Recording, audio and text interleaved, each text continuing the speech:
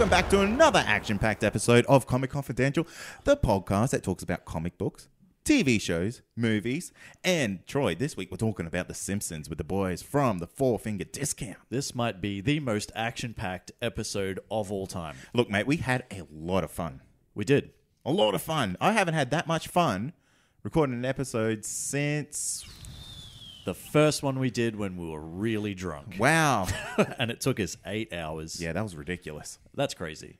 It was a great episode. We've already pre-done it if you haven't figured that out, because how do we know that's going to happen? Because we've already done it. I'm just presuming we're going to have that much fun. Man, how have you been this week? This week, man, I am like on easy street. I'm like on the countdown to my holiday. Oh, damn. I'm like a week away. Justice League is next week. Stranger Things binging mode is like turned on. Like, I'm just having a fantastic week. Don't forget Punisher is next week as well. Oh, my goodness. What am I going to... What is happening? And I'm going away on a holiday. That's amazing. To Vanuatu. To Vanuatu. As I now know is definite. That's where you're going. Yep. I had a pretty good week too. Not that you asked, but I'm just going to Thank you for telling me. Yeah, I had a pretty good week. This is the week that Twitter actually released 280 characters into their tweets. I can tweet so much. Wow. I am so excited. That's double the characters as before. It was double? Yeah. Wow, It so was much. 140. Now it's 280. Quick math, that's double. You put out a great tweet today, and I want to know, did you make it up? Which one was that? The talking about how many characters and referencing the Spider-Man. Oh, that's all me. That's all you? I'm a genius. Can you sometimes. read it out for the listeners? What did I say? I think I just said 280 characters. What is this? A Spider-Man Homecoming poster? Whoa, that's great comedy. It is. Sometimes I do that. Most of the times I don't, and it is this podcast. Oh, but 280 characters, man. I'm blown away. Yeah. I can say so much shit. So I can fight people on Twitter even more now, but they can also fight me back. So. Yeah. So if you want to fight Troy, that's at ComicConPod on Twitter. Make sure you hit him up. Yeah, do that. Fight me within 280 characters. Don't do double tweets. You don't need to anymore. Yeah, no more. All right. Do you want to get into some news? We got a big episode this week, so we're going to get into the news. We're going to hammer it out because we got to get to this Simpsons stuff, man, because that's the good shit. That's the creamy good, center of that donut. You see, that's a Simpsons reference. You know? Oh, I like that. Yeah. I like that. But look, some of the news is pretty cool. Okay. So not to like just brush over the news like it's the boring shit that we do. But, you know, there's some good stuff in there too. Yeah. No, there is. Yeah. Excite me. I promise. All right, well, I'll excite you with some DC news first. And not long after revealing Chuck star Zachary Levi would be playing the role of Shazam in Warner Brothers' upcoming movie of the same name, we now have our Billy Batson as Andy Mack star and relative unknown actor to anyone under the age of 13. Asher Angel is set to take on the role of the boy who would be God. 10-year-olds have been like... They've been blowing up They've been blowing up, mate. social media like crazy. Everyone's like, oh my God, Asher Angel. He's my favorite. Is he Andy Mack? I have no idea. I don't know who any of these like people are. What is Andy Mack? Yeah. Can someone let us know? If we have any 13-year-old listeners out there, can you let us know who Asher Angel is? Or if you're older than that, you know, like let us know. But they've got their, this is it. They got their Billy Batson. They got their Shazam. This is all coming together, man. This is happening. How good is it to see that they actually got a kid to play a kid? Yeah, like an actual genuine kid. Yeah. Not like the kids that they had on, I don't Let's know. say Spider-Man Dawson's 1. Creek. Yeah, Dawson's Creek. Yeah, Tobey Maguire. You know, that 35-year-old motherfucker playing a 16-year-old kid. No, you're not fooling anyone, Tobey Maguire. Not even all this time later. We know what you're up to. So congratulations to Asher Angel. Look forward to seeing what he can do. I genuinely have no idea what this kid can do. We've been waiting so long for some Shazam news. I just feel like any bit of Shazam news we've got to talk about now. Yeah. It's kind of like the Shazam news has just come out of nowhere. Yeah. Like a lightning bolt. Well, now that... Whoa. Yeah, you like that? You got all these things today, man. Now, I will carry it on into some other news, sort of, in a little bit of a segue that I like to call... A segue. According to a new report from The Wrap, DC Films may be looking to introduce Dwayne Dwayne Johnson's Black Adam as the villain for its upcoming entry into its proposed movie slate, Suicide Squad 2. After it was announced that Black Adam would not be appearing in Shazam, there's the segue, fans were left wondering when and where the iconic DC character would make his debut. We may now have an answer. It's Suicide Squad 2. What do you think? It concerns me, man, because we saw the Suicide Squad go up against the most powerful witch in the DC universe with ease. Yeah. They're going up against a lightning wizard. Yes. Lightning wizard. Probably with ease. Yeah, if you were to explain Black Adam to somebody who didn't know who Black Adam was, you would definitely call him he's a lightning wizard. He's just I'm not wrong. He has several amazing characteristics from Egyptian gods, my friend. He's not just a lightning wizard. Pretty much a lightning wizard, mate. But look, how will Suicide Squad compare to this? Look, I think the only way this works, and this is a theory that is floating around, so I don't want to take credit for this, but I do wholeheartedly agree with it. The only way it works is if Amanda Waller recruits the Suicide Squad to recruit Black Adam as part of her, kind of counter measure to the returning Superman from Justice League, etc., etc., etc.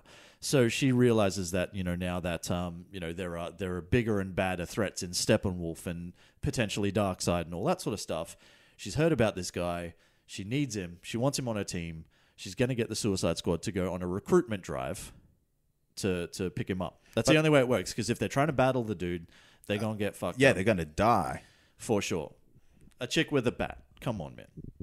A pretty hot chick. It doesn't matter. Yeah, it does not matter. Look, and that's only presuming if they're running on like a concurrent timeline. Well, exactly.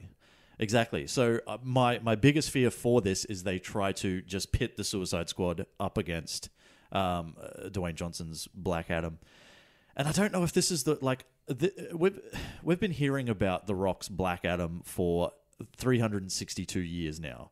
And I don't know if this is the format for them to finally bring this character in. After all this build-up, you're going to do it to Suicide Squad 2 when Suicide Squad 1 was so, derided by most fans. Yeah, absolutely. I think I can actually see him doing it just because Suicide Squad 1 was so slammed, and this is going to be their Hail Mary. So much money, though. Oh, yeah, it's just that. It's and that weird Oscar. Hollywood machine. And it won an Oscar. Yeah.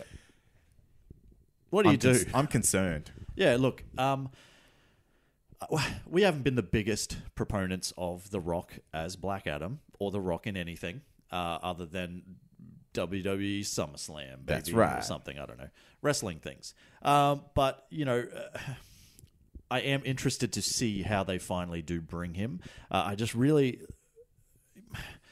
Why not just do it in Shazam, man? Why not just do it in Shazam? Why not just, keep it easy, keep it simple, and don't mess around with the good stuff. Exactly. We'll move on. Yeah, let's go. All right. Now, in this week's edition of What Caused the Internet to Shit Its Pants, my new favorite segment, Rotten Tomatoes has listed 2017 smash hit Wonder Woman as the highest rated superhero movie of all time, with Logan, The Dark Knight, Spider-Man Homecoming, and Thor Ragnarok rounding out the top 5. People were mental. Oh, man. See, I've been off the internet this week. I'm on a digital cleanse. Oh, Troy. God, help me. It's this new thing. Yeah, you should try it. I'm sure it is. Yeah, I'm not surprised. I mean, Wonder Woman was fantastic. Yeah. It's our first female-led superhero film. Yeah. So for it to take, the top spot, I'm stoked. Really? Yeah. I guess the biggest thing that you need to think about with this, if this is one of these things that has caused you to shit your pants, step 1, get new pants. Yeah. Yep. Step 2, there's a quick 3-step program. Maybe eat more fiber, get more solids. Yeah, okay. Well, maybe it's a 4-step program. Okay. 1, get new pants or eat more fiber. Yeah, eat more fiber. I think you want to get more new pants first. Yeah. Get new pants, then start eating more fiber, tweak your diet. Then number 3, remember that it's just Rotten Tomatoes, right? And these are basically adjusted scores, and it's going to really be inflated based on how many, well, not so much how many reviewers kind of review and all that sort of stuff, but when you're looking at 2008's The Dark Knight, I want to say 2008, roughly, They'll let me know if I'm wrong. Yeah. Hey, sure. 2008's The Dark Knight, it wouldn't have been reviewed as heavily as, say, a 2017 Wonder Woman. Yeah. So, when they're making these things, like, it's not anything to lose your mind about. Rotten Tomatoes isn't the be-all and end-all of what is the world's greatest superhero movie. Guess who is? You. That's right. It's all up to you. And the way like Rotten Tomatoes works. And that's is, number 4, by the way. Oh, that was number 4? Believe in you. Wow. Yeah. That's very Disney of you. It is. But Rotten Tomatoes only gets a positive rating if a reviewer gives it 60% or more. Really? See, I always thought it was just they had a very much like we do rate or hate. No. So it was either fresh or rotten, and the percentage was based on how many people voted for fresh and how many voted for rotten. No. So what it is, the measurement is, I guess, all critics, and if they give it more than 60%, it's certified fresh for them. Right. And is that based on like all reviewers or just top reviewers? That I don't know. Man, I thought you had an in there for a second. I don't have an in. I do apologize.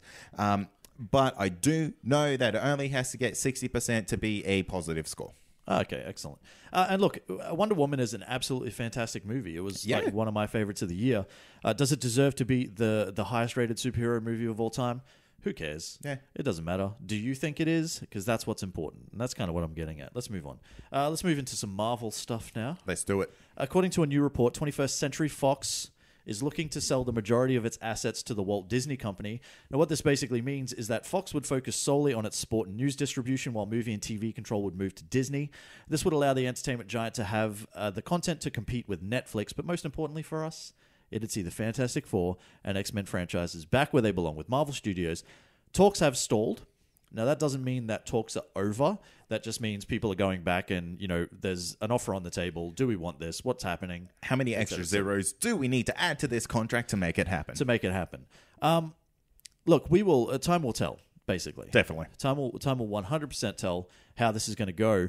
But I think the exciting thing is that there is a very real, probably the realest possibility that there has been in the longest time, that we are finally going to, perhaps sometime in the future, maybe our kids or our grandkids or our grandkids, someone in the history of the universe is going to see the Fantastic Four movie that we want. Yeah, definitely. Look, I am so excited about this because I can see this being phase 4, phase 5. And just having all these characters just blah, yeah. blah, blah. Yeah. It is, if it happens, I'm a happy man. Yeah. Put a fork in me. I'm done. Yeah. I'm with you, man. Yeah. People are like a little bit kind of concerned about whether that means, properties like Wolverine or, how we've kind of been getting these R-rated-ish type of things like with Logan and Deadpool, et cetera, et cetera, et cetera. Will Disney still let that happen? Who cares? They will. Yeah. I think. But who cares? Like, I don't need my R-rating movies to, for me to like them. I just need like good storytelling and, something that I can connect with and have a good time. I don't need it to have that R rating. I don't need them to say shit, fuck, and all that. I just need... I do. Oh, you do? Yeah. Oh, okay. Definitely. Well, then we're definitely on different levels. So yeah. But yeah, for me, I don't need those ratings. I just need good storytelling. Yeah, look, I do agree to an extent, but I also like the fact that they have been able to branch out and make these movies. Deadpool is a character that probably needs an R-rated movie. The way they did Logan as an R-rated movie, like that's a Wolverine movie. Like it's violent, it's it's in your face, all that sort of stuff. That's great. Disney won't it's not going to be necessarily like Disney's stamp on this, and it's not going to be a Disney production. It will probably or likely still be under the 20th Century Fox banner, which will be a subsidiary of Disney. So you can, there's been plenty of movies that have been released under these kind of smaller companies that Disney owns that have had that R-rated content. So I don't think that's ever going to go away. That's just me. I agree. What do I know? What I do know is that last week we reviewed Thor Ragnarok. Oh my goodness. And this week, we've actually got some box office numbers for you because we didn't have any last week because it hadn't opened in the States. But it massively exceeded expectations. It kicked off its domestic run with $121 million in its opening weekend and has already crossed $400 million worldwide. Now, that makes Thor 3 with having the second biggest superhero opening of 2017 behind Guardians 2 and has helped the MCU set a record as the first studio to have 3 films open to $100 million plus in a single year with Guardians 2 and Spider-Man Homecoming. Marvel can do no wrong right now. Absolutely. They are the money printing factory. And look, I am sorry, listeners of the show. Ask me. I am sorry. I like Thor Ragnarok. Just because I didn't rate it doesn't mean it's not an enjoyable movie. Look, I'm thinking I should go out, watch it one more time with my expectations turned off. Just low. No, I'm going in there like babyface fresh. And then I might do a Patreon only re-recording of our review. All right, because we copped a little bit. I won't say flack, but it wasn't flack because it's an opinion, mate. Yeah, if your opinion's different than mine, that's cool. No, that's fine. But we copped a little bit of I don't want to say flack, but I'm going to say flack. I can't think of a better word. Copped a little bit of flack for not actually reviewing the movie. It was it was just a discussion. It was kind of a discussion about why you thought it was bad and I thought you were wrong. So, we didn't actually get a chance to talk about the movie properly like we normally would. So we do apologize. Maybe one day in the future there'll be a Thor Ragnarok revisited, and we might actually get you guys that review that you've been asking for. How about when it comes out on DVD, we'll redo it? Okay, for sure. Yeah? 100%. Lock it in. We'll do video on demand or something like that. Yeah. No, I'm not going to a DVD store. I'm not going to a DVD store. Just saying. I am not leaving my house to go purchase this. All right, we got one more story. All right. And this just dropped today, so this is why I threw this in. But Lucasfilm have today announced that The Last Jedi director Rian Johnson will create a brand new Star Wars trilogy said to be set in a world we haven't yet explored and separate from the Skywalker family saga. Lucasfilm released a statement saying, "We're excited to announce that Johnson will create a brand new Star Wars trilogy, the first of which he is also set to write and direct, with longtime collaborator Ram Bergman on board to produce. A live-action Star Wars TV series made especially for Disney's streaming service was also announced." This is major news in the Star Wars world. Okay. I'm gonna put my skeptical pants on here. Okay. Is this Porg's blown up big? Is this just to make more money? Does the Star Wars universe? This is a genuine question to listeners. Is there more out there to this Star Wars universe that's worth looking at? Should I answer for the listeners? You can. Yes, you fool. Okay. No, there is a lot. There is so much that they could possibly touch. There's probably stuff that they could create from now and not actually draw on stuff that is already there. Yeah.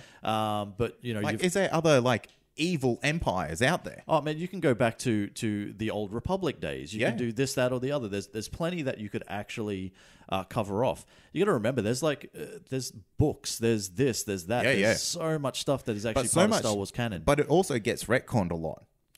Yeah, it does. But I mean, look, these guys know what they're doing. And they are so happy with what they've seen with The Last Jedi. We haven't seen that movie yet. That comes out in December.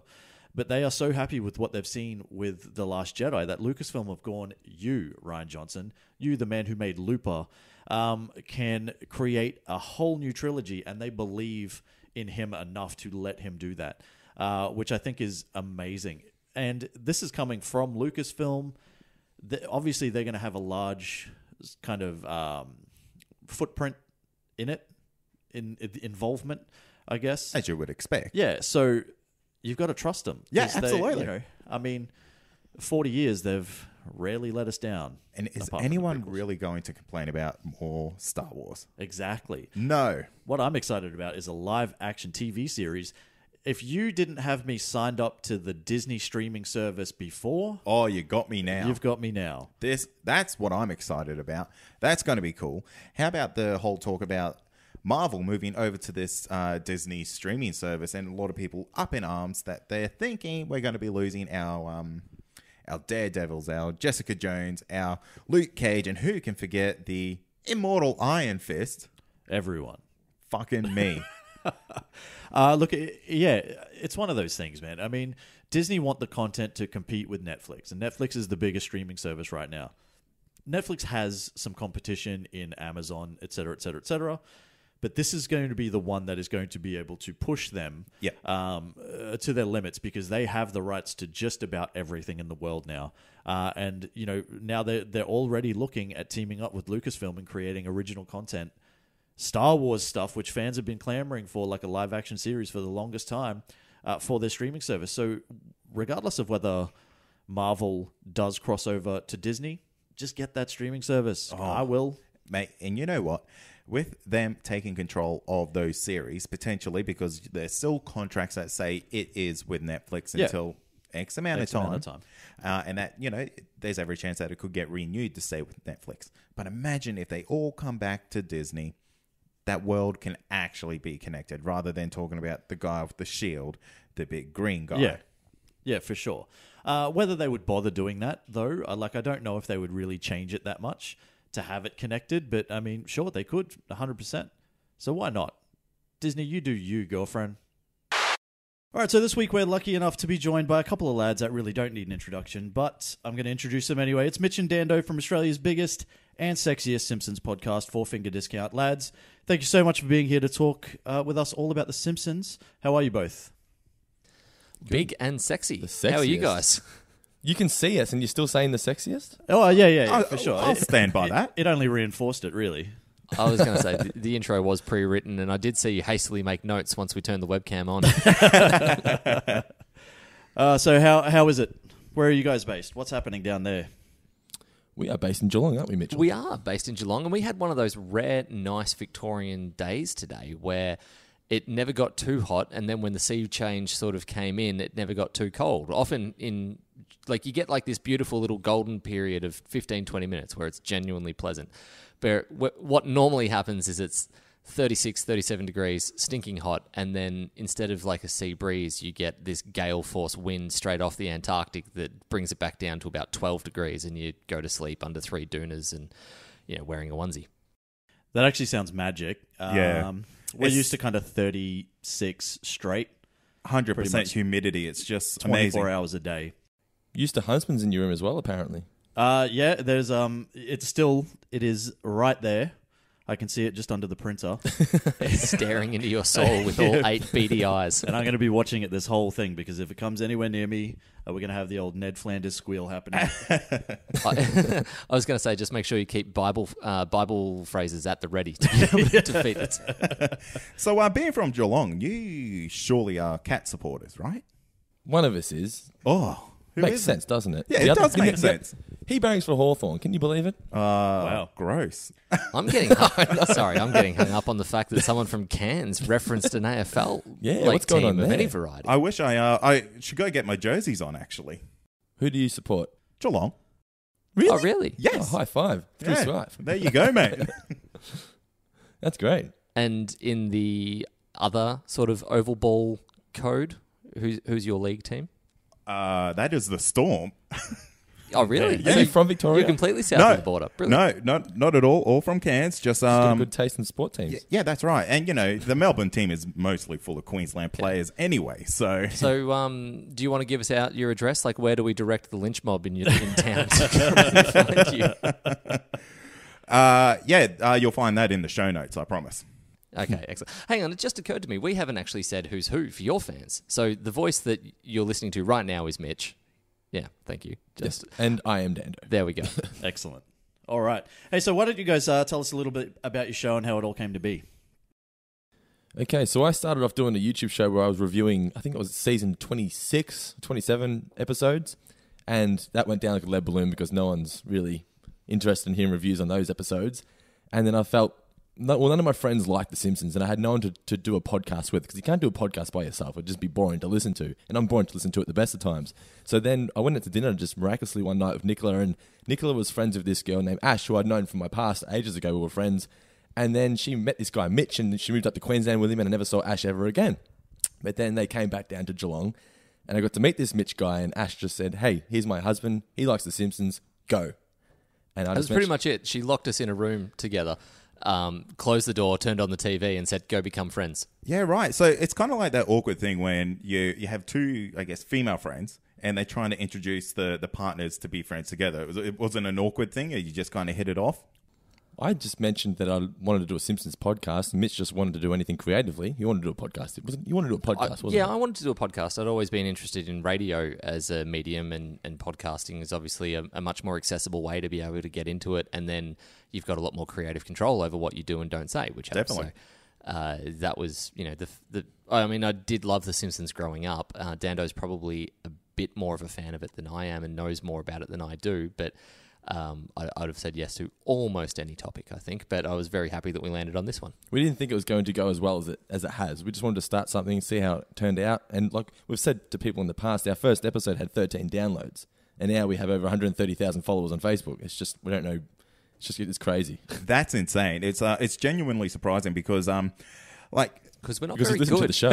yeah. I mean, it's surprising because a lot of people up here, I guess in our region, don't really know what a podcast is, and you try to explain to them what a podcast actually is. It's a radio show that you download and listen to whenever you want.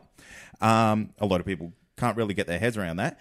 But when I jump on your Facebook page, I would see 20 of my friends like your page. And it's truly amazing that you guys have that reach to, I guess, everywhere. Mm. They like it for the memes, not for the show, though. Yeah, that's a blessing and a curse, because the amount of times that you bash your head against a wall when someone who's, you see a comment going, "They do a podcast?" I've been following this page for years. I had no idea. Yeah, and they'll probably ask the question, what is a podcast? Yeah, that inevitably follows. My dad did try really hard to figure it out, and I was able to send him a few links. And in the early days, he would sit at his computer at work on a lunch break and listen to it, because that was the only way he could figure out how to do it. He was our only listener, wasn't he, for a while? No, he actually came on late because he doesn't trust me.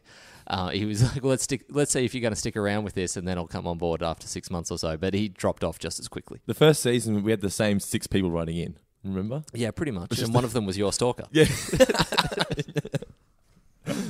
You had a stalker. You got to elaborate on that. Yeah, and then Mitch made a joke about her hiding outside the window, and she never listened to us ever again. So Dando used to run another Facebook page / website, and it was someone that would just comment a lot on that, and then eventually found him individually and started messaging him a lot. And it was originally just fan stuff, like that post, like that article, that was cool. What do you think about this? And then it turned into, "How's your day going? Just stuck in traffic," and like little menial bits of chit chat. And then when Four Finger Discount first started, every single thing we put up, she would be like the first person to comment. But yeah, then it was the episode. It was the Telltale Head. The Telltale Head, yeah.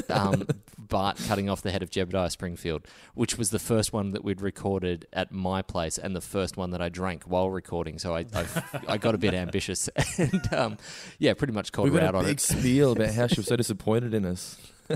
Wow. I mean, I'd like to think she's still out there as a silent listener now, silent partner in the show.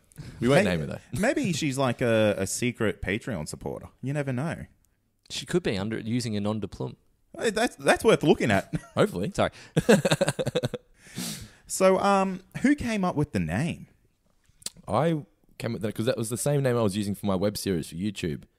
And literally, I can't tell you why I decided on a Four Finger Discount. I can't. It was just, I wanted a Simpsons reference that didn't have the word Simpsons in it. And for some reason, Four Finger Discount just came into my head. And that's what I use. And then I liked the name, so we used it for the podcast as well. That's awesome. It's a great name. Yeah, because you can't really... I wanted to avoid using the word Simpsons in the name for copyright reasons. Yeah, of course. You're missing out on the insane SEO that goes along with that. But then we've learnt that, and then we changed it to Four Finger Discount, a Simpsons podcast. Good work. SEO reasons. Yeah. So, why The Simpsons? Like, what made you want to start The Simpsons podcast more than, like, let's say, a South Park podcast or something like that? Simpsons has just always been my favourite show, and I felt there was no Simpsons podcast out there that spoke about it in the way that I wanted them to. So I thought I would just do it myself, but I need to find someone like-minded that I could do it with. And that's when I met Mitch, and I thought, bang, let's do this. Yeah, absolutely. And it's a pretty niche little podcast too, because when you go out there, you don't really see a huge amount of Simpsons-based podcasts that kind of do what you do. Yeah. No, there are a couple. For me, the reason why was because I wanted to recreate the sorts of conversations that I had growing up at school. So my biggest attachment to the show was that you would watch it and then go to high school or primary school the next day and talk about what had happened in the episode. And when I started thinking about that, I kind of realized that doesn't exist in TV anymore. So I wanted to try to, and that was a big part of why we did it chronologically as well, actually starting at the very beginning, to be able to recreate that feeling and get a bit of community vibe around watching a show and experiencing things at the same time again. Because with streaming and everyone watching stuff on at their own pace, it doesn't happen that way anymore. Well, was it daunting with something that has as much of a history as this does, in 26 seasons or however many seasons there are now, even more than that, I think. 29 just started, yeah. Yeah, so to go right back to the start and start from season 1, episode 1. It was refreshing for me. Really? Yeah, because I hadn't watched those episodes in such a long time.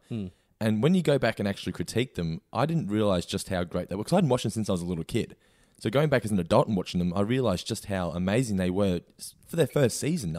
They tackled topics such as depression, depression in kids, depression adultery, in parents, that kind of thing. adultery, home and nearly commit suicide in the second or third episode. There's a lot of really dark subject matter that they took on early. I'd always been a big advocate for those early shows. I think because I had a lot of VHSs from the early days, and that was kind of my grounding in the show, was watching season 1, 2, and 3 over and over and over again. But as Dando just said, they never get airplay anymore because of how jarringly different they look on TV. I think that's a big part of why your Channel 10 would very rarely show reruns from the very beginning, because too many people dismiss them just because they look and sound a bit different. Yeah, absolutely. Yeah, I guess even when you look at like our list of top moments, which we'll get to pretty soon, there's nothing that really sort of stretches past season 11. So there's obviously even the fans, when we hit up our listeners and stuff like that, it's very much that early season stuff that they, I guess, remember and, sort of connect with as well, which is, Yeah, exactly. Excellent. Now, you guys have got a book. Mm-hmm. We do. Now, that's impressive enough in itself. But what did it actually take to write a book? I mean, honestly, some of us, I say some of us, can barely read a full one, can barely get through a I can whole barely thing. read a full one. Yeah. So what goes into writing a book, and what made you decide to do that? Can I actually share a bit of insight with Dando and Dando's history with books?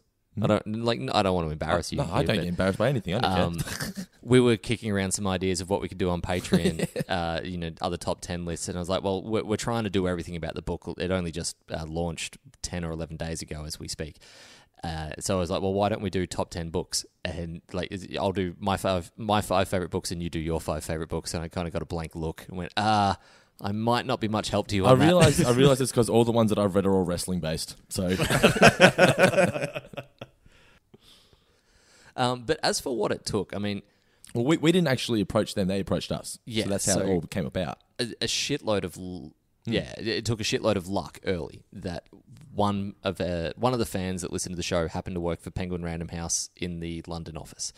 So for people that don't know the ins and outs of the publishing world, Penguin Random House is like a Disney or a Universal Studios, they are major players around the world for book publishing. So he contacted us and kind of just pitched the idea of is there a way that we could convert what we do in the podcast into a book form? He was really heavily involved in the early conversations about what we would do, what we wouldn't do, and what the structure of it might look like. But at the same time, gave us a lot of kind of creative freedom to go around and play and see what we could come up with and send it through. So that was sort of largely how the early part of it happened. Then the second part of what it took to write the book was basically locking ourselves into a dark room for 3.5 months because they gave us a ridiculously short deadline because they wanted to get it out for Christmas. Both working full time at the same time as well. Yeah, so, that's insane. Yeah. So we're doing... We had about 95 to 100 days to turn in 70,000 words. And that's not complaining, because there were certain points where I was complaining to myself and I was complaining to my wife, but then I sort of thought, how many people get this opportunity? Stop complaining. Just get off your ass and go do it. Yeah, absolutely. And the thing is, if you decided to do that yourself, you'd probably sit on the project forever and ever and ever. Yeah. And it would just just probably never get done. Yeah, it would just kind of fizzle out to that book that almost got done. So Yeah. that's an amazing opportunity. That's unreal, guys. Yeah, thank you. Thank you. It was great. Yeah, it was fun to write and painful at the same time, wasn't it? Yeah. but what worked, another part that worked really well and what's in the book that I hope people will really enjoy is we kind of took a similar approach but made it podcast light, if that makes sense. So we discuss each of the first 9 seasons from a sort of bird's eye view, and then we drill down into a couple of our favourite episodes within each that we wanted to really get involved in. But for people that have listened to the podcast, and I believe you have, Cade. Yes, absolutely. Every week. Oh, thank you. Well, there we go. Thank you. So you'll know that we try to talk about how we related to each episode, and probably the best parts of our podcast are not as much when we're talking about the show, but more when the show prompts us to talk about something else. So in the book, there are, we each have managed to crowbar in stories about ourselves on honeymoon, or the time that I accidentally stole a video from Blockbuster when I was 4 or 5. Blockbuster later went out of business, and I felt very, very guilty about it. So there's a lot in there and some of my family who have read the book out of loyalty more than anything, that weren't massive Simpsons fans, have all commented about how surprised they were about how much fun it was to read and learn a bit about me, and also learn a bit about Dando and stuff that they haven't picked up on. So I'm hoping that it's not just a book for a super nerd, as much as there's a lot that a super fan will get out of it, that anyone who's even got enough of a working knowledge of the show should be able to enjoy it. We're not critiquing the show, we're explaining why we love the show and why it was so great to be a Simpsons fan growing up in the 90s. Yeah, absolutely. Because, I mean, everyone will really have their own opinion on, I guess, the show. So there's no point going out there and saying this is why this is great or this is why this is shit, because what you think is going to be different from what Troy thinks or from what I think. So I think that's a really great and unique way of approaching, I guess, that whole thing. story. Like, there's been a number of...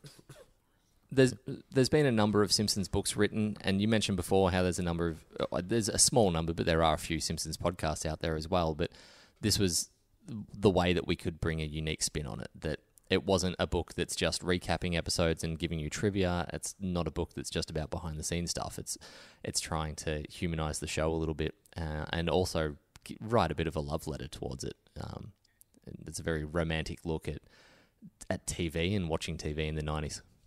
Plus, it has interviews with cast and crew. We got David Silverman, Bill Oakley, former showrunner and writer on the show, and they're some of my favorite parts of the book, because you learn things in there that you can't learn from just going on Google. Yeah, you know what I mean? Definitely.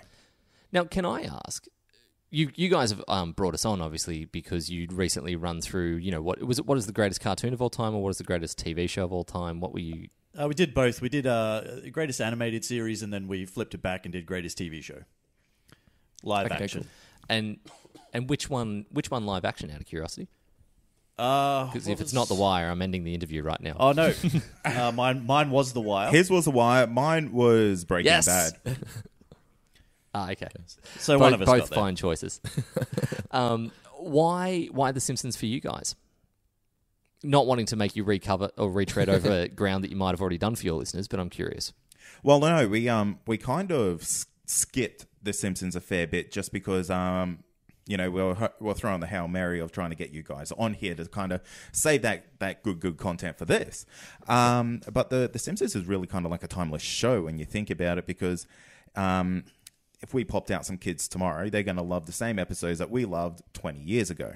It'll be one of those things that is kind of really timeless forever, in the sense that the comedy will never get old, and the themes will speak to everyone at different ages. So you could watch it with a 5-year-old and enjoy it on a whole different level to how they will, and it's going to still be fantastic for everyone involved. So I think the show has some great, I guess, legs to it just for those reasons.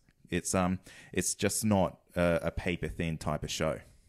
Yeah, and they're characters that you've grown up with as well.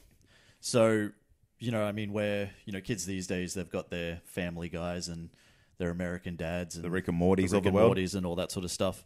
Where they've got all that sort of stuff. We had The Simpsons, and it's just that nostalgia. And even you can have the argument that the later seasons aren't the quality of the early ones and all that sort of stuff. But when you've been running for as long as this have, it's always going to happen. But you go back to the early stuff, and it's absolutely amazing. Even to this day, the rewatchable factor of it is just it's tops. Yeah. I have learned to take a much more pragmatic view on that stuff of the later seasons as well. And you kind of... I was thinking about it from the inside out, and that I don't watch network TV anymore. And obviously, if any show that's on network TV, I mean, yeah, you want critical acclaim, but your number one goal is to make money, because that's what network TV is all about. You need to be able to get viewers and sell ad space. That's pretty much it, and syndication rights. But for that reason, for the fact that I'm watching HBO, I'm watching Netflix, I'm not sitting down to watch Fox. Even if I was in America, I'm not going to be sitting down to watch that sort of TV. So if the Simpsons writers were still making the show that I found hilarious, it'd be a waste of time, because they're not making any money off of me whatsoever. So while I might look at the show and it's not 100% what I recognize anymore, they're still drawing in 5-ish million viewers per week. And it's just that they've found a different audience, and they're now making that show for that next generation. Yeah, that's exactly right. And that's a really interesting point that you bring up about the whole, I guess, bringing in advertisers, because the way we watch everything these days is so different to, 10, 15 years ago. So I've never really thought of, shows being written differently for that reason. So, well, they can get, I mean, a Breaking Bad, as you mentioned, or The Wire, or a Game of Thrones, or anything on HBO, their only goal is to make something that as many people in the world want to watch as possible. And predominantly, they want to make shows that people who are older than 18 want to watch, because they operate for, I think AMC is pay-per-view over in the States, but they operate on networks that you need to subscribe to. So there's no point in them making a show that a 12-year-old loves, whereas that's kind of the domain of network TV. They need a show that you come home from work, you pop it on, and you'll laugh for 5 minutes, and then you'll sit down and listen to 4 minutes worth of ads about talcum powder. Or whatever people advertise these days. Yeah, that's exactly right. I think it's definitely talcum powder. In the hot and humid climate of tropical North Queensland, surely. That's a big seller up here, mate, for sure. Well, I reckon we get into this top 10, mate. All right. Let's do it. Excellent. So what is the top 10 Simpsons moments, correct? Well, it started off as a top 10, and then it's basically just become 10 moments, because it's very hard to kind of quantify what is a number 1 and what is a number 10. Is this your list or your listeners? Yeah, so this is from the listeners. So we reached out to our guys and we asked them to come up with some of their top moments. Not necessarily, we didn't want episodes, because episodes is very broad, and it's something that you could cover for forever and ever and ever.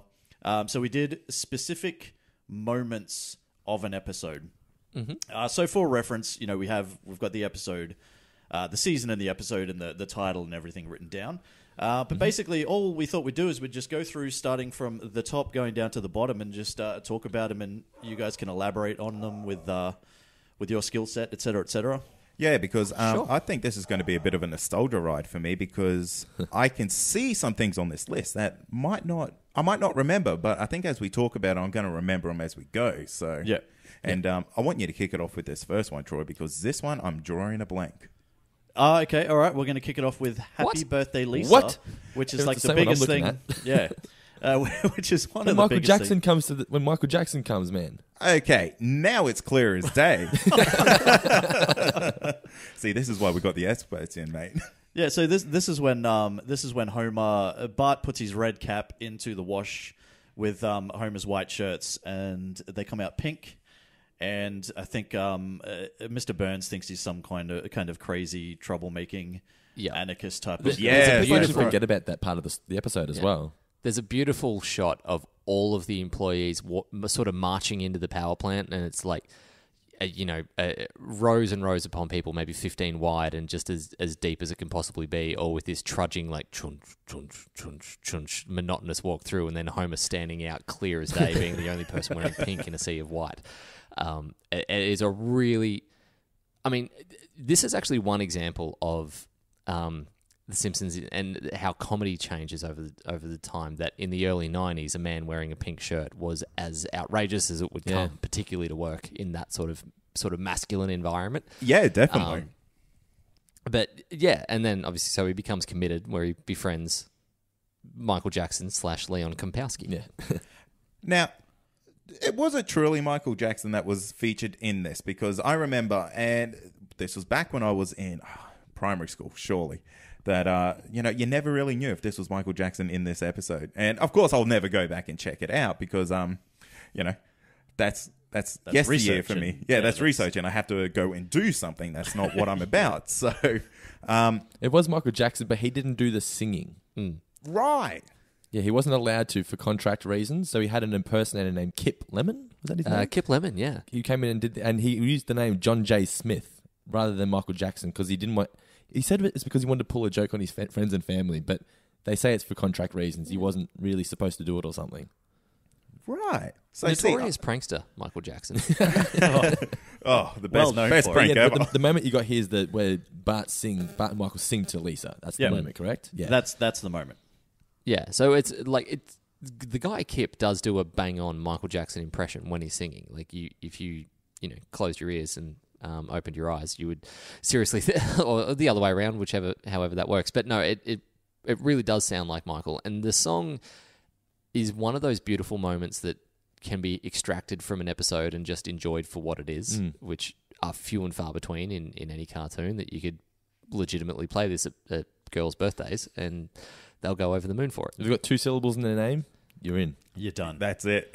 Now, does anyone want to break out their best Michael Jackson rendition of this? I would absolutely not. Okay. That's fair. We'll jump into the next one, which is Homer Jumps Springfield Gorge from Season 2, Episode 8, Bart the Daredevil.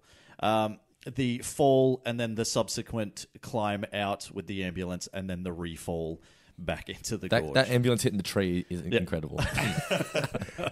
This might be one of the earliest episodes of The Simpsons that I remember. Okay. Bart the Daredevil, yeah. Yeah, and what is it? Season 2? Season 2. Season 2. Season 2, wow. And what a change in, I guess, in the animation from Season 1 to this season here.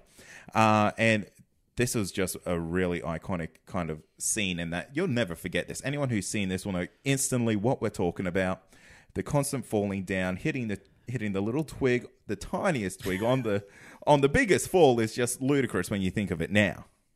What I find is really, really great about it, there's a couple of things. One, it's a kind of fundamental shift that the writers realize that they can really put Homer through any kind of punishment, and the audience will A, love it, and B, completely go with it. Like, no one sits there, oh, well, he wouldn't really survive a fall like that. Like, they just go wholeheartedly at how funny it is for how relentlessly painful it looks. The other thing that sells it so well is the moment of sincerity before it happens. Like, it's the acting between Dan and Nancy when he finally convinces Bart not to do it, and he's, when he threatens, well, I'll jump myself. Because it was one thing that I'd forgotten, that he didn't actually intend to jump. No. He was only doing it to prove a point to Bart, and Bart's saying, no, that's crazy, you'll be killed. And he's like, he has this really great moment where he drops his voice, like, you think I don't know that? And then you have this great one-on-one, and it has the line, I've never felt this close to you, as he starts rolling away. And it's a beautiful way of handling drama and comedy, which they did so goddamn well in those early years. And they make you think Homer's actually going to make it. But then... Yeah. The ultimate misdirect. And then naturally we get the, as we kind of discussed earlier, where he gets rescued and he comes out. The ambulance takes off, runs straight into the tree, back flops open, and then out he goes. Yeah. And he goes down again. It's amazing. Goes down again. And smashed in the back of the head as well. This isn't on the way up. Yeah, I think this is an episode where they added more to that in later runs. In the clip show. In the clip show, that's right. So on the original airing, the falling down the cliff was a bit shorter, and then when they replayed it in the clip show, they added even more of a belting. More blood and more bruises and everything. Yeah. It also sets up probably my favorite thing of the entire Simpsons movie, when Bart and Homer are doing their epic motorcycle ride around the dome, and then when they crash land and come down near Springfield Gorge, that ambulance is still crashed next to the tree. Yeah. What a payoff. Yeah, that was an amazing little Easter egg that they'd thrown in there. Just 30 years later. Love it. All right, next one we've got is See You in Hell, Candy Boys, which is from Season 6, Episode 9, Homer Badman. And I believe you guys have just fairly recently done this episode. We have. Yep. So yeah, this is one that comes up all the time. Every time I'm sort of searching for like Simpsons Because I do that every now and then. I'll jump on YouTube, and because I don't actually really have access to, I don't have DVDs or anything like that, so I've got nothing to go back to. So I'll jump on every now and then. What are you in And prison? it's always no. You say huntsman, but you mean screw. So see you in hell, Candy Boys. Well, you love this clip more than I do. What I love most about this scene is when Homer just puts the lips in his pants. Oh, the wax lips. Yeah. The candy of 1,000 uses. Name them.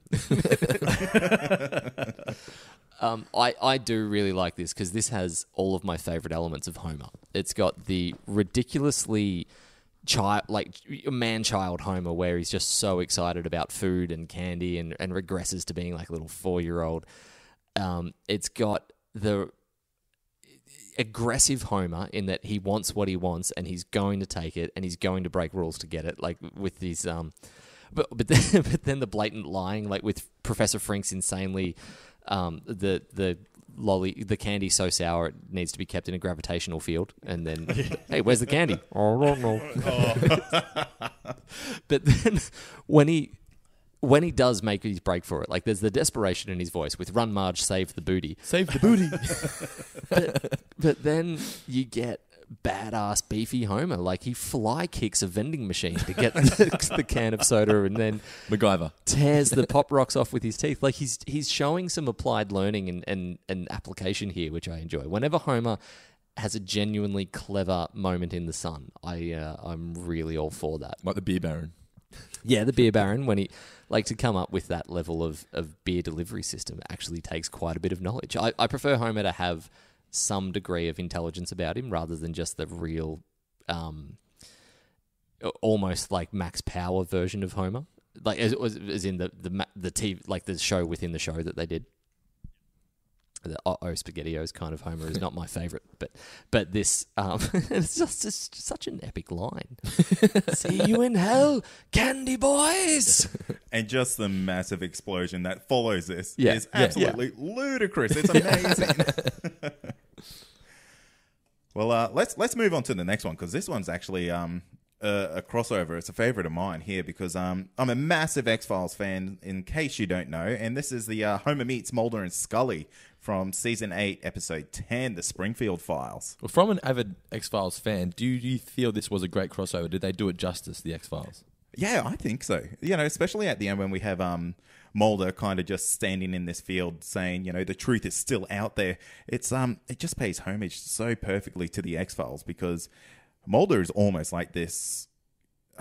It's almost like a parody of every conspiracy theorist out there. And the only difference is that he'll get paid $80,000 a year to do it. Yeah. So, I thought they did a great job. And did they get the original? Did they get the? It was the David voice? Duchovny and yeah, It was. Yep. Amazing. I've drawn a blank on Gillian Scully's name. Anderson. Gillian Anderson. Yeah, Thank you. Gillian Anderson. Yep. I think my favorite part of this would be where it is Homer versus the lie detector. Yeah. Is definitely a standout. I like the elf, the yo. For me, like if I was to pick one single thing out of the FBI, or out of Mulder and Scully, it's Mulder's badge. I actually own one of those badges. The Replicating bootleg one. David Duchovny, the actual photo taken of David Duchovny laying on a couch in his underwear. It's just Oh, yes. such a hilarious photo to hold up. And I know it's a cartoon, but he's got such a deadpan expression on his face when he holds Apparently, that that's a up. back reference to an X-Files episode where he was in Speedos or something. Oh. You'd remember that. That's going to test me. I'm going to have to go back and check that out because I did like the 10 seasons binge in like 2 weeks. I smashed that out. So I lived and breathed X-Files for a good solid couple of weeks. So that one kind of skips a bit because it was all kind of a little bit of a blur now. So I'm going to have to go back and check that out. I will say a better lie detector scene was Moe in Who Shot Mr. Oh. Burns. Oh, yeah. 2 Yeah. or part 1. See, I always remembered that being in this episode. So that's You would be incorrect. It's just because yeah. you think to lie detectors, and that's how it goes. So when was your X-Files obsession? This 2-week binge? last year, maybe the year before. Yeah, so it's only fairly recent. I've still yet to watch the show. Is it pure coincidence that you've said Breaking Bad was your favorite show and then you've loved The X-Files? Like, did you pick up on the Vince Gilligan, and even I believe Bryan Cranston did an early episode of The X-Files. Yeah. Like, did that lead you into it, or was it something you'd always wanted to watch? It's pure coincidence. I remember watching The X-Files as a kid and thinking like it was pretty great then, but it was difficult for me because I was younger and could only watch things that you could at certain times. But I went back just to kind of revisit it and see if it was as good as I remember it being, and I loved it, every second of it. And First episode stoked. I ever saw, and the only episode it scared the shit out of me. Would have been, I don't know, 10. I think it was in the last season. It was kids. They were copying Jackass or something, and they were pushing this kid down a trolley. Then his head caves in because it gets eaten by bees or something. Oh yeah. I was like, that's it. I'm done. Goodbye. Eaten by bees? Bees go inside his skull and eat it from the inside out. And Bees? It chewed him. Oh god. Jesus. That is insane. Even Candyman didn't go that far. I love this episode. And let's actually talk about the reveal of this episode of Mr. Burns. Mr. Burns being the alien. in quotation marks, the alien. Well, what is great about the way that they do that, from what I do understand of the structure of an X-Files episode, is that they perfectly marry the way a Simpsons episode should work with the way an X-Files episode should work. It's not just let's get David Duchovny and Gillian Anderson in and crowbar them in. Like it's such a great marriage of structure. And the reveal is great, obviously, with groundskeeper Willie stealing the show. Yeah. It's it's an alien, kill it. Oh, it's Mr. Burns. Kill it. Is this the same? Oh, I don't know. I'm getting confused now. Did he do the interrogation scene in this episode? No, that was Mr. Burns. That's Mr. Burns as well. The Basic Instinct parody. Yeah. Yes. Yeah. It's got a similar feel to it with the shadows and whatnot and dingy room. Absolutely. Yeah. It is the episode where Dr. Hibbert gives the brilliant explanation for how, for Mr. Burns being invincible, where that he actually is suffering from everything, and he has has that little doorway of and all of the all germs trying to get through. blocking themselves. So you're saying I'm indestructible? No, it's quite the opposite. Indestructible. Actually, sorry, I said Hibbert. It's not Hibbert. It's another doctor. But anyway, that's Is it beside the Riviera? point. No, I think it's just an out-of-town doctor. I can't even remember that moment. It's lost on me. Anyway. All right, we'll move on to the next one, which is about 30-odd seconds of just glory. Sideshow Bob versus a pile of rakes from Season 5, Episode 2, Cape Fear, where the Simpsons become the Thompsons. Yes. Well, Cape Fear is like one of the absolute peak episodes of The Simpsons, I think, ever. I love that it's the closest they've ever done to a full-blown movie parody within an episode. The score and everything. Yeah, and there is so much that calls back to particularly the Scorsese version of Cape Fear and Robert De Niro. Whereas previously they'd done clips that involved movies. This was taken entire episode structure, get rid of the creepy sexual connotations with the daughter, because that no one needed to see Sideshow Bob hitting on Lisa. That wouldn't have worked. But everything else is so perfectly done. There's an interesting tidbit about the rakes that I'm not sure if you guys would know, that Kelsey Grammer only recorded that once for that thing. So originally the scene only had him get hit once or twice by the rakes, but they were running short for time, so they played it again and again and again. So the first time that he ever saw that joke was the first time he watched the episode, which I thought was pretty cool. And this episode was the last one to be written by the original writing team. They all left after this. Oh, wow. Really? Yes, they went out. One last hurrah. So it was originally a Season 4 holdover episode that didn't air until Season 5. They all left at the end of Season 4, but this was, as Mitch said, a carryover. Yeah. And there's even within the Cape Fear references, they managed to sneak in there's a couple courtroom scenes and stuff like that are evocative of any number of courtroom movies. But the cinema Sideshow Bob trying to get out of the urine-soaked hellhole, I think it is, and wanting to change. We object to urine-soaked heckhole, and the cinema scene is great. The cinema scene is brilliant, and that is directly taken from Cape Fear, where he's sitting in front of Homer with a cigar, trying to laugh really loudly and really obnoxiously, and ruin the movie for them. And then Homer manages to be over obnoxious him, but without doing it intentionally. Just like how you got Sideshow Bob with a ha ha ha ha ha, and then Homer saying something, whatever it was, something really stupid, and then come on now, that's too much. And of course, the HMS Pinafore. Probably Sideshow Bob's crowning achievement is the one-man show that he puts on, ending with that amazing rendition of He Is an Englishman. Makes you wonder how many people know of that because of The Simpsons, because of the HMS Pinafore. I think if I remember correctly, did they even parody the prison scene with, I don't know, I can't remember if it was chin-ups or dips. When he's with working the tattoo out. on the back. Yeah, when he's working out with the tattoos everywhere. And then gymnastics, whatever. They managed, the gymnastics and turn and bend and flex and bounce. They managed to get love and hate tattooed on 3 fingers. So love is LUV and hate is HAT, but with little is it umlauts, like the 2 little dots above the A. They also get in Nightmare on Elm Street reference here with Ned Flanders using finger razors to prune his hedge, and Edward Scissorhands. Oh yeah, and Edward Scissorhands. So you can go both ways with that one. But yeah, it's just a jam-packed episode with so many goddamn jokes, and has now prompted a Broadway / off-Broadway play that made its way out to Australia last year as well, called Mr. Burns: A Post-Electric Play. Are you guys familiar with this at all? No, not at all. Never heard of it. It's a pretty cool concept where it's set, sometime after all electricity, like the electrical grid in the States has just died. So you're living in this post-apocalyptic kind of wasteland type thing, and there's a few bands of survivors that are just doing their best to get by. And the way they're doing that is sitting around a campfire, just reminiscing about old Simpsons episodes, and they happen to talk about Cape Fear, and they're trying to remember it from start to finish. You then flash forward maybe 6 months to a year later, when they've become a group of traveling actors recreating Simpsons episodes from memory. So it's their kind of Chinese whispers version of the show. And then they have people, submitting lines of dialogue. Like if you can remember one of the Simpsons jokes, you can come up, tell it to them, and then get paid for it, and then it'll make its way into the show. If you ever get the chance, it's a very, very cool play.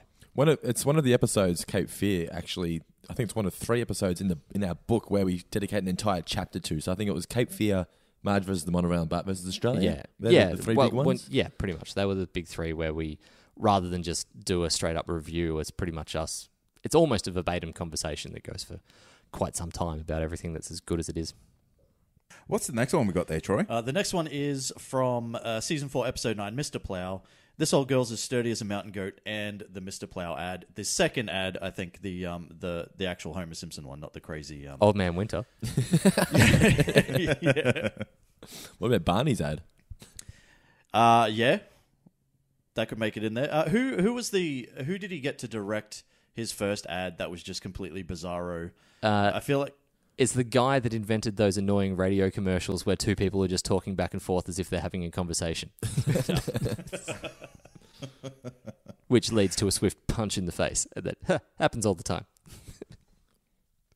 But the mountain goat scene happens when he's going on his way to save Barney? Is that towards the end? Yes. Yeah. Towards the end. Basically all he says is, this old girl's as sturdy as a mountain goat, and then the mountain goat's just like, just meh, balls. dish, Yeah. meh, dish. That just continues. That's kind And of... then the final one.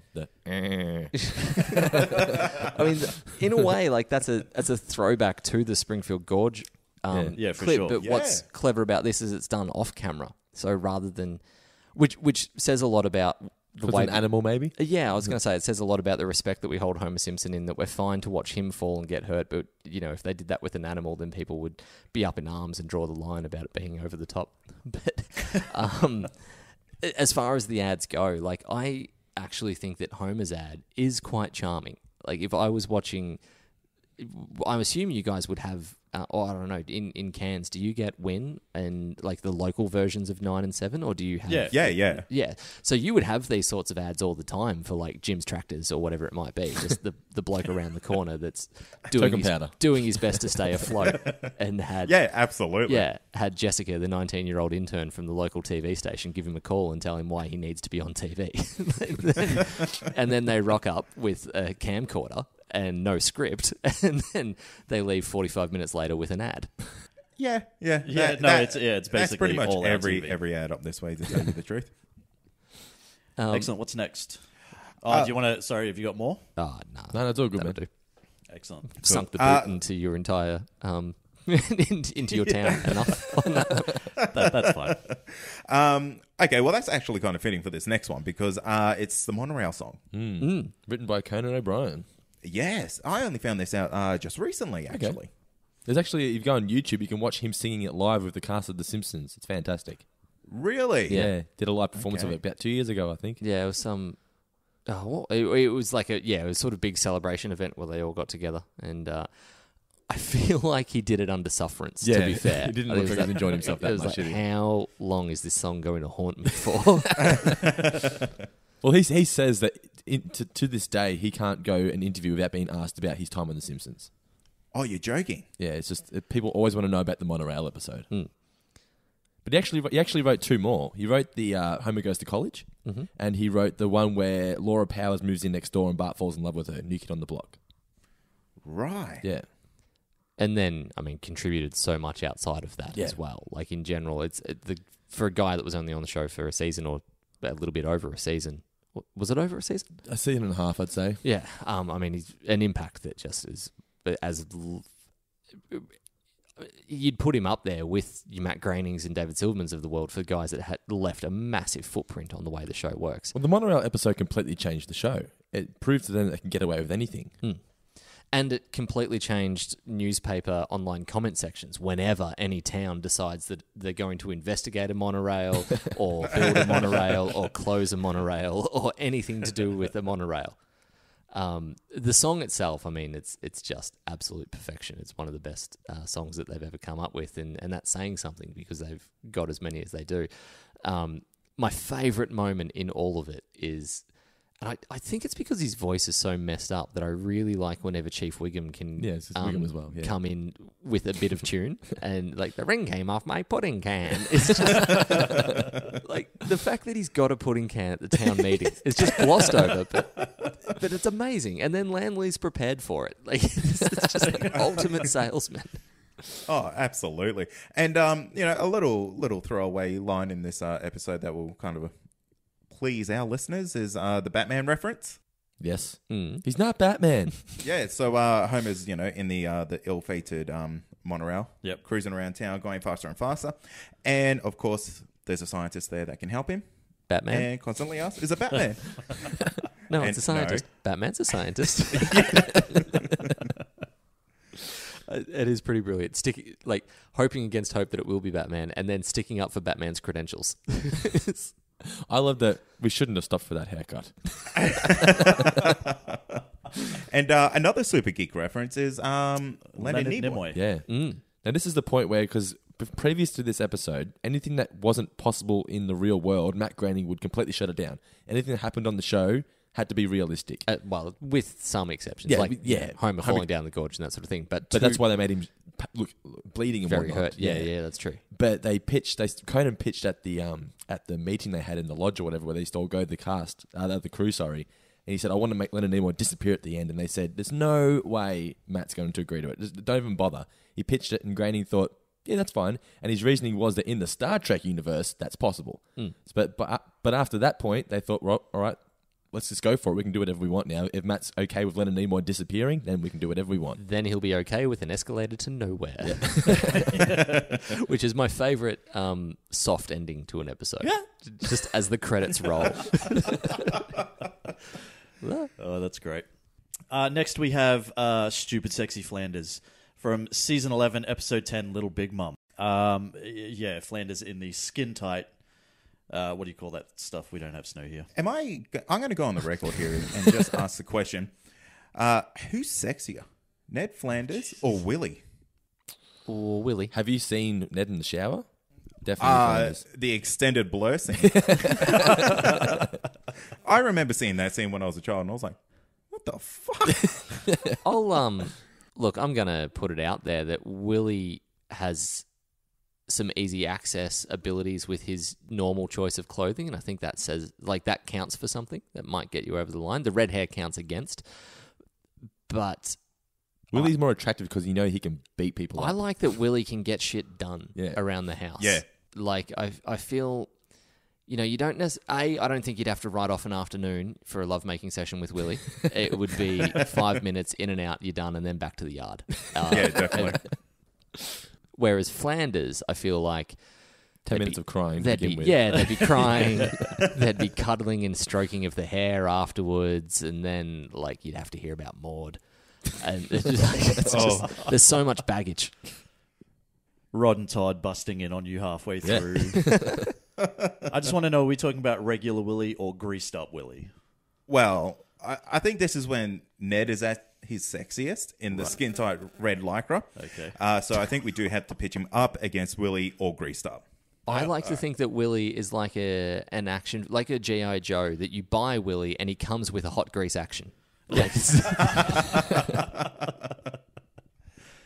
Excellent. Where we're up to? Super sexy Flanders. Stupid sexy Flanders. This is one of those moments I don't think was very popular at the time, but it's taken on a life of its own with memes now on Facebook. Absolutely. Yes, for sure. Definitely. And that's where Simpsons really gets a lot of second life, doesn't it? So Steamed hams is another great example. Yep. Yes. that is like steamed hams is one of those moments where like a friend and I thought that was the height of comedy when we first saw that scene. Like just Skinner bouncing from one lie into the next so confidently the whole way through. 13 lies in a row. Yeah, just like the phrase, it's an Albany expression. Like it's not a joke at all, but he just says it so confidently that we were just on the ground with that. Yes. And it took until, probably, I don't know, 10 years after... at least 10 years after we'd first seen it for it to start to catch on amongst everyone else. And it was such a great moment when it did, because it finally got the recognition that it deserved. And I will give you another example of that people don't give enough credit to. It's American Pie. I don't remember the line leading up to it, but it's when Shitbreak just very quietly and very confidently says, it's a Latin joke. That it's very similar to it's an Albany expression. It's a nothing line in the middle of all of this comedy, but just the way it's delivered, that's the stuff that sticks with me. And with Stupid Sexy Flanders, it's kind of like that. I like that it's a throwaway line. Homer's just saying it to himself. He's not leaning in on the joke or anything along those lines. He just says it and moves on. And I think that's what helps it catch in people's minds, because it actually makes it stick out more. I don't think you can read the words nothing at all now without reading it in Flanders' voice on repeat. Anytime, absolutely. Anytime I hear it, anytime I see it, it just ruins whatever I'm reading. Or Same as when you see the word to. trampoline. It's not trampoline, it's trampoline. Trampoline. Oh my goodness. All right, Troy, I'm going to leave this next one to you because it doesn't reference with me. Okay, no worries. This is Purple Drapes from Season 9, Episode 9, Realty Bites. So this is one of the... Well done for pronouncing that correctly, by the way. When we were talking about this, I was reading an excerpt from the book and I accidentally said Reality Bites, and did they write get the in? mail? Oh, wow. Whoa. But they were writing in to say, we're just letting you know, we're not angry at you, but we don't want you to write it wrong in your book because you read it from your book. They're very sweet, our fans. Oh, that's good. That's like, nice. You were wrong and you made a mistake, and we won't hold it against you, but just know that you did. And try to be better. We're not angry, we're just disappointed. Exactly.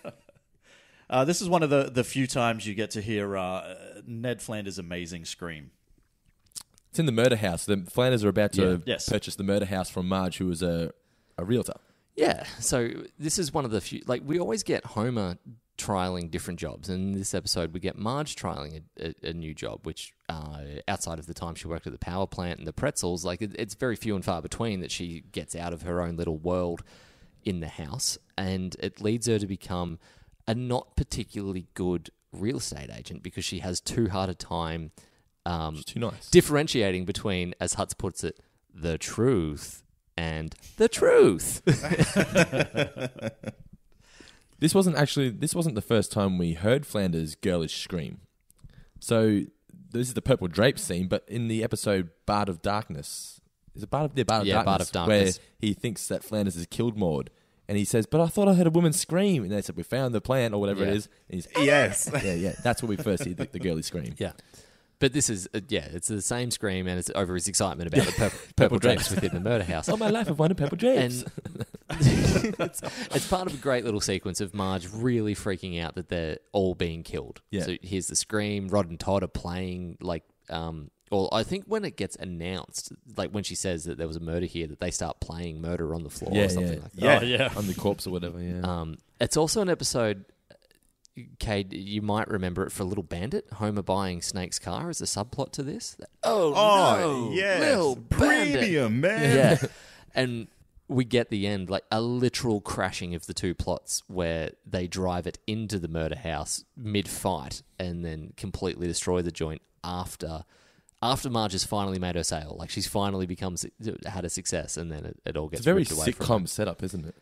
Where the two sub-stories combine. Yeah, I mean, the end. it's a Seinfeldian kind of moment where it all comes colliding together at the very end in the worst way possible. This was Lionel Hutz's last appearance on The Simpsons. It was. So Phil, Phil's sort of tragic death was not long after this was actually recorded. He appeared briefly in Bart the Mother as season 10. As just a video with Troy McClure. Yeah, that's right. It was just a little "Hi, I'm Troy McClure" bit. So this was sort of this is one of the last things that he ever did on the show, and it's a really great exit for him. Like he's, as much as you wish he never did, and I have adored Phil Hartman and everything that he's ever done, but this is it worked out that this was a very fitting way for him to go because he's funny from start to finish. Well, it's great, and Hutz is finally good at something. Yeah, that's true. Like he actually does seem to be a pretty successful realtor. Yeah. And, he's got... He's gone forever, but he's successful at what he's doing. Yeah. Is this kind of where we start to see the introduction of Gil from Yes, here yes. as This a is kind of very a first replacement appearance, to yeah. Hutz? Yep. Yeah. So now Gil was... Like, and this isn't actually a thing that I really like about The Simpsons' ability to take a movie that... Even if you've never seen Glengarry Glen Ross, which is... Like, Gil is based on Jack Lemmon's character from that film. And if you haven't seen it, it's a movie set in a real estate agent, in a real estate office over in the States, and people are, struggling for sales and that sort of thing.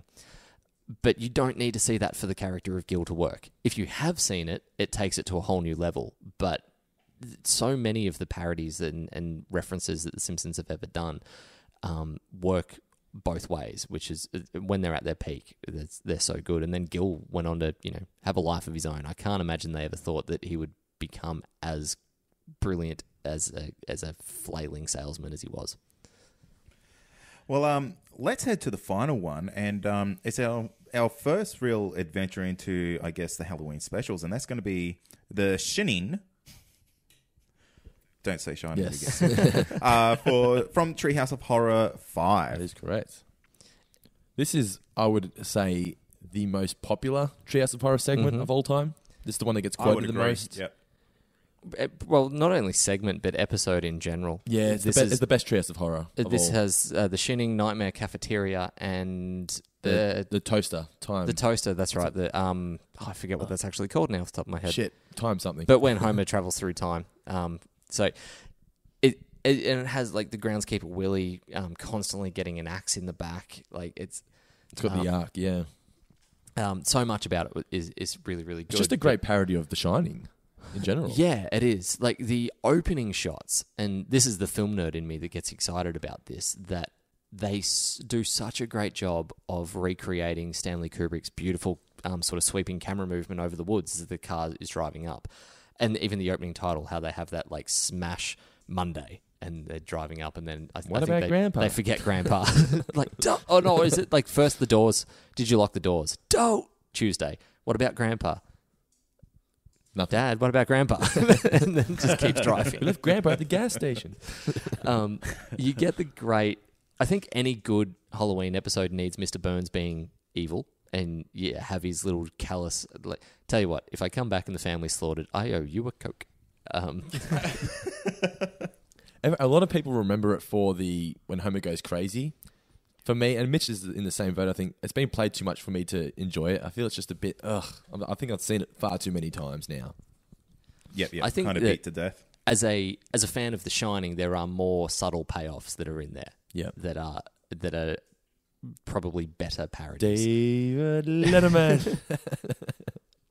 Well, I'm a big fan of Moe, like Homer getting locked in the freezer or the fridge, and how that's in the movie with Jack. It goes absolutely insane, but Homer just settling in and eating himself, like just gorging on food, and then like Moe like Homer.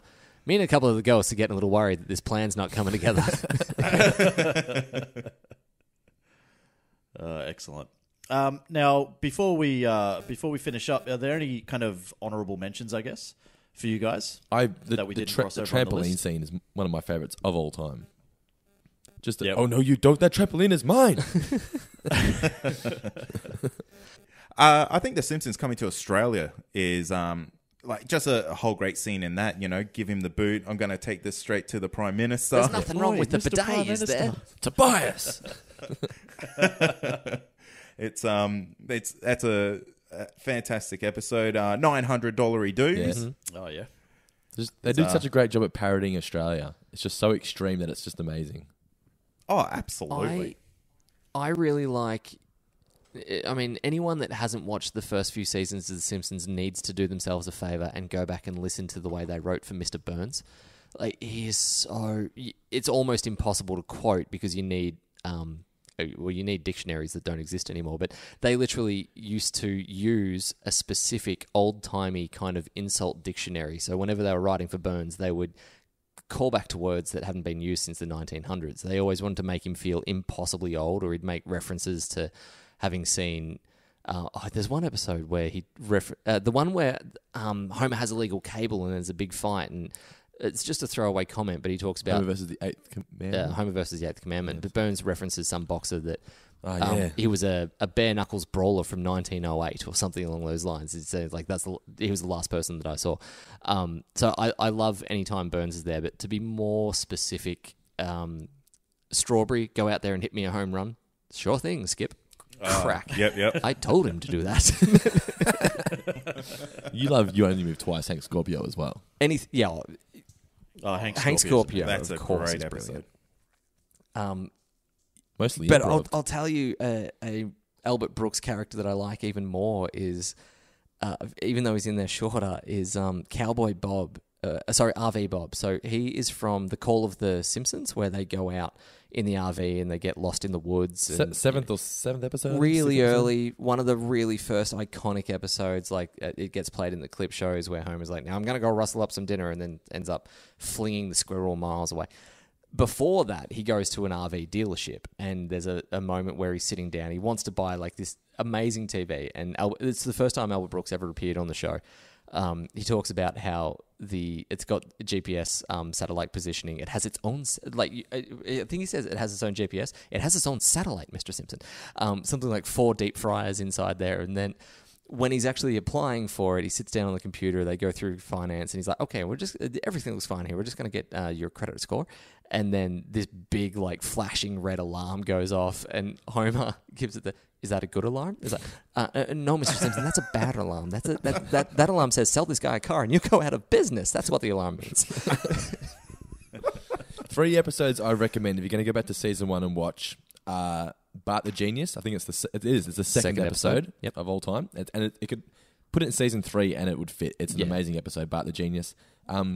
Life on the Fast Lane, which is where Marge meets Jacques, the bowling instructor. And nearly has an affair. And Krusty Gets Busted, where we first meet Sideshow Bob, which was directed by Brad Bird, who directed The Iron Giant and The Incredibles and movies such as that. And it absolutely shows when It's you fantastic. watch that episode. And the other one that he directed was what's it called? It's the one with Krusty's father. Yeah. Like Father, Like Clown. Season 3. They're the 2 episodes that Brad Bird directed, and you look at that and go, yeah, shit, no wonder he went on to make Academy Award winning films. Like, they just are handled in a way that's almost, it's hard to put into words, but you watch it and you just know that Like you're watching a film. Yeah, like you're just in better hands when he's at the helm. My underrated gem is Radio Bart. I really, really love that from season 3. That's based on a Kirk Cameron movie, Ace in the Hole, Kirk Cameron? I think it's, hang on. Ace in the hole anyway. The Gladiator. The Gladiator die. Kirk Douglas. Kirk Douglas. Sorry. Kirk Douglas, yeah. Not Kirk Cameron. Behold. Very similar to Kirk Oh, well, Cameron. whenever I hear Kirk, then I just instantly go to Kirk Cameron holding up a banana and behold, the atheist nightmare. Anyway, Radio Bart it's more relevant today than it was even back then because it talks a lot about mass media hysteria when something goes on and how quickly and how fickle the crowd will, how fickle they are and how quickly they'll move from one story to the next and lose sight of the actual human at the bottom of it. Quite literally in this instance. And it also has a great cameo from Sting. With his... shouldn't you take a rest? Not while one of my fans needs me. I don't think he's ever played one of your records. Quiet, Marge. He's a good digger. Who was originally supposed to be Bruce Springsteen, but he turned the show down. Oh, really? Yeah, Yeah. the boss said no. He still says no. He still hasn't appeared on the show. Sticking to his guns. I think it's because they didn't have any space for the E Street Band, and Bruce is a man of his people. Yeah. Yeah, true. Yeah, that's fair. Excellent. I think that's it. I think that's it. Cool. Cool. All right, well, Well, this has been it's Friday fun. night.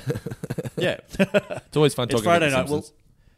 We'll let you guys go and enjoy your night, but we want to thank you both very much for joining us today. Where can people find you? Go for it, Mitch. I'll let you do the spiel. Not It's always literally. me that does the not, spiel.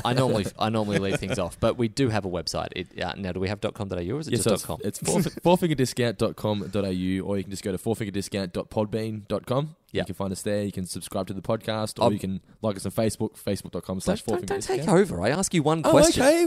Don't go through the entire spiel. Facebook, Four Finger Discount. The book is available in all major retailers. So your Dimmicks, your Angus and Robertsons, you can get it online at Amazon or the Book Depository, or basically wherever it is that sells books, you should be able to find a copy of it. It is called Homer's Odyssey, an Embiggened Simpsons Guide. We are on Twitter at FourFingerPod. We have an Instagram page, which is mostly photos of cats and dogs, because that's how Instagram works, and occasionally dinners that we eat. At Fourfinger Discount. Fantastic, guys. Well, thanks for coming on the show, and it's been a blast. Yeah, thanks for having us. It's been a pleasure. Thanks for having us, guys. Troy, that's going to do it for another episode, mate. It is. Normally we do listen to questions, but nah. No, this is a super long episode, and I think everyone's questions kind of got answered because we're going to ask Simpsons-based questions, and if your questions weren't answered in that amazing segment, you'll just never be happy. Yeah, exactly. Let me once again thank Mitch and Dando from the Four Finger Discount podcast for joining us, being lovely gentlemen, schooling us on all things Simpsons. Yeah, they are so knowledgeable on, I guess, their craft. I'm calling it a craft. No, it's a craft. I can't think of a thing. We talk about comic book TV shows and movies and, all that sort of stuff. I can't think of a thing that I have that much knowledge about, which is probably why I'm here. I guess. We just talk about everything at, face value. Yeah, exactly. Yeah, those guys they're going deep. They go real deep. Yeah, I mean, if you were to ask me if I could write a book on comic book TV shows, I'd say yes, but it'd be a pretty shitty book, and no one would pick it up and publish it. I'd have to self-publish. And you only got 100 days to do it. Imagine that. I'm gonna put a Kickstarter out. I'm gonna try to write my own book. Oh, yeah? Supergirl. You should write The Life of Pi, but it's you going through life eating every type of pie that you can. I don't hate that. Yeah. I don't hate that. I'm going to do that. I like that. That's not bad. But yeah, thanks again, gentlemen, for joining us. And yeah, look, I mean, I want to thank everybody that contributed to this show to make it happen, in the sense of, Cade for producing and, being my co-host. Now, I mean, you guys out there for giving us the moments, your top moments of The Simpsons.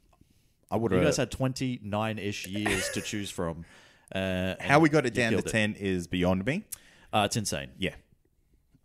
Let's thank some people. Let's thank the listeners, subscribers, and reviewers. You guys are doing a great job. 100 by 100, guys. Let's get there. What are we up to now, Troy? 87. 87. That's a good year. 87. Quick shout out to Paul for number 87. Mate, thank you. Yeah. We are on social media, various forms of it. What are they, Troy? They are Facebook at The Comic Confidential. Don't put the in there. That's not going to work.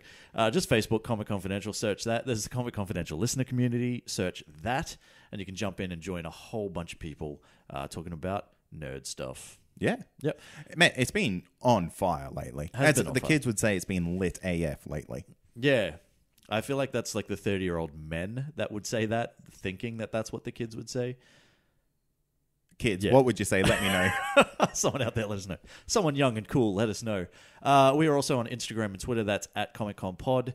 We also have a website. That's comicconpod.com. Past episodes, future episodes, and everything in between. We also have a Patreon. That's patreon.com/ComicConPod, where you can support the show for as little as $1 a month, which is less than it takes to... I don't even know. That's not even a real amount. What was the last thing you remember buying for $1? Actually, I was trying to think. I was trying to rack my brain. Nothing. I honestly can't remember. I think I might have bought 2 50-cent coins.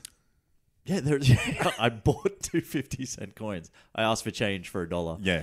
Literally nothing. Maybe a 50-cent cone from McDonald's. Like that. Are they even 50 cents anymore? Maybe they're the $1. Dollar cones. For the price of 2 50-cent cones in a month? I don't know what's happening anymore. The only reason I ever use like $1 coin is like for parking now. Yeah, that's fair. Yeah. I sometimes use them to put onto a $5 note to make Stop $6. it blowing away. Hey, next week, we didn't talk about what we're doing next week. Oh, what are we doing next week, Troy? We're doing Justice League, and we're going to do it very quickly. So please make sure you get out and watch Justice League before the episode drops. We will do non-spoilers, of course. Nah, all spoilers, mate. All spoilers. But we have to do this before Cade flies off to... I did this last week. I want to say Vanuatu. Am I right? Yes, you're right. Oh, my God. That's 2 weeks in a row. So before you fly off to Vanuatu, we're going to go... Which means we have to go, like, opening night. Yep. There's going to be so many people. Fucking busy. People are going to touch me. I'm not going to like it, but I'm doing it for you guys, and I hope you appreciate it. I really do. Yeah, I'm going to hit up our local radio station and be like, hey, give us tickets so we don't have to go see it with everyone else. Even if they gave us tickets, like there is no way we could get into a screening before next weekend that wouldn't have like a large number of people in it. Nah, it'll be on next Wednesday. Wednesday night. Yeah. All right. Well, you literally have like a day to make that happen. So if you I'll can make do it that- happen. All right. You make that happen while you're busy making that happen. Is that right? Yeah. While you're busy making that happen, I'm going to sign us out. Okay. Wait, what about the week after? We're going to try something. We're doing a Hail Mary episode. Oh, this is a Hail Mary episode. This is going to be a pre-recorded episode that we're going to do because Kate is away, and I genuinely have no idea what I'm doing in the sense of I can't touch this machinery. I legitimately I wouldn't even know where to start. There's like 3 cables. I barely know how to put the microphone to my face. We're at that level. We're at that level of technology. Sometimes it just like floats all the way around, and I have to like remember to bring it back. It took you like 50 episodes to stop doing that. Yeah. So we are going to do a pre-recorded. What are we doing? Stranger Things, Stranger mate. Things wrap. So that's coming up in 2 weeks' time, but we're going to pre-record that. So for that particular episode, there won't be any news because we need to make the editing as easy as possible for me. It's like podcasting for dummies if the dummy was an absolute idiot. Podcasting for Troy. Yeah, exactly. Hey, you guys, thanks for listening. As always, I'm Troy. I'm Cade. And this has been Comic Confidential. Cheers. Peace. Mitch and Dando, mate. What a bunch of... I can't say bunch. There's only 2 of them. What a couple of awesome lads. A pair of awesome lads. Yeah, very much so. So good. So good. I'm going to get that book and I'm going to read it hard. That'll be like, what, the 7th book you've read in your life? At least. I hope there's lots of pictures in there. I'll be fucked otherwise. If you love this podcast, then head over to comicconpod.com to check out the other incredible shows on our network. You can also support us on Patreon from as little as $1 a month. You'll get early access to all our shows, plus secret supporter content that's not available to the public. Head over to patreon.com/ComicConPod to find out more.